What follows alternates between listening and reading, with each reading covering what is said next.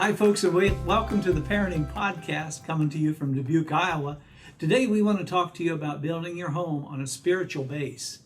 The reality is, it's not a matter really. Successful families are not a matter of who's in the home. It's not a matter of the personnel that are there. It's the total home atmosphere that really determines what sort of individual comes out of that home.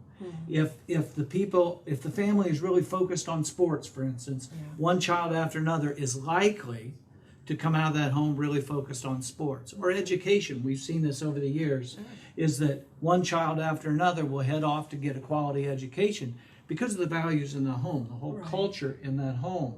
And it's a reality that children who grow up in a home with a spiritual base to it have a resource in their life that other people don't have. Now, secular people would talk about a spiritual base just as a belief that in values and the belief that there is a resource, there is a higher power or like that available. But when we're talking about building your home and family on a spiritual base, we're talking about putting your child's hand in the hand of the Lord, and helping them develop a relationship with Him. So important that we give our children this.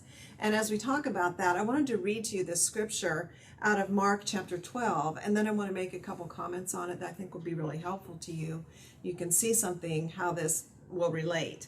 And it's in Mark 12, verse 29, says, "The first of all the commandments is this: Hear, O Israel, the Lord our God, the Lord is one. And you shall love the Lord your God with all your heart, with all your soul, with all your mind, and with all your strength. This is the first commandment. And the second is like it is this: you shall love your neighbor as yourself. There is no commandment greater than these." And so we know that Jesus said that, and that's our two-part commandment, I guess. It was that love commandment from the scripture that really does have those two flows to it, to love God and to love others. But what we see in this is the truth that all human beings have three needs. God created us this way. He created us with a need for intimacy with Him.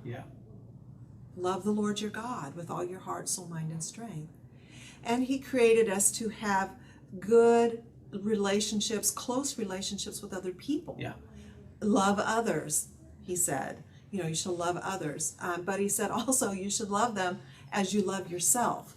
So the other thing that we want to bring out of this that every human being needs is a good sense of self-worth. Now, we don't want our children to be prideful. We don't want them to be arrogant and think of themselves as the most special thing that ever got birthed into the earth. That's not what we're talking about.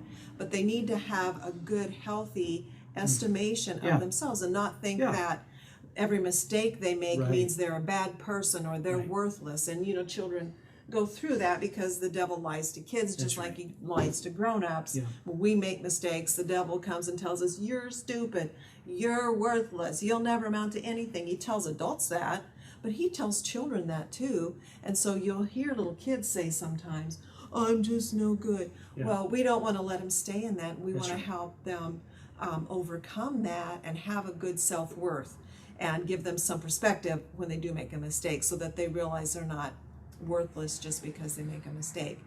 But at any rate, what I'm trying to show you is that every human being has those three needs: to have a self-worth, to be able to have relationships with other people. You can't get through life without that. And to have intimacy with God. And the other things will flow out of the intimacy with God. That's the number one thing. That's right. It's a reality that there's some people in the world, all they think about this world and life is what they see. And it's only the material world or the physical world or the intellectual world that they build their life around. That's the only resource they have. And so really, poverty being a lack of resources, they're without one of the main resources for their life. And so it's so important that your children get connected with the Lord. And the way that's going to happen is by the atmosphere of your home being one that is built on a spiritual base.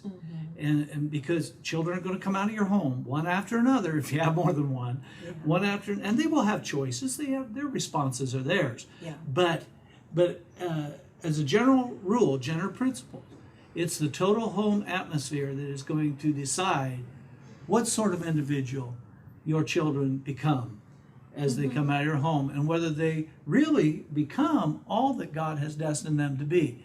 And so you're going to want to focus on building your home atmosphere on a spiritual base, on getting in a relationship with the Lord, and bringing that whole flow into your house. Yeah, we're so caught up so many times in providing for our kids and making sure Yeah. they're clothed and fed and There you housed go. and all of those things.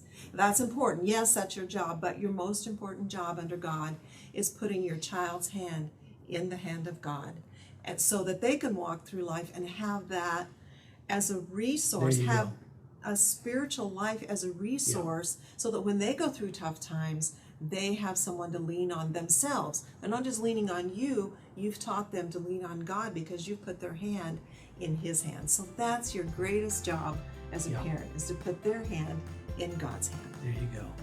Well, have a great week. Love you, and have a great week in the Lord.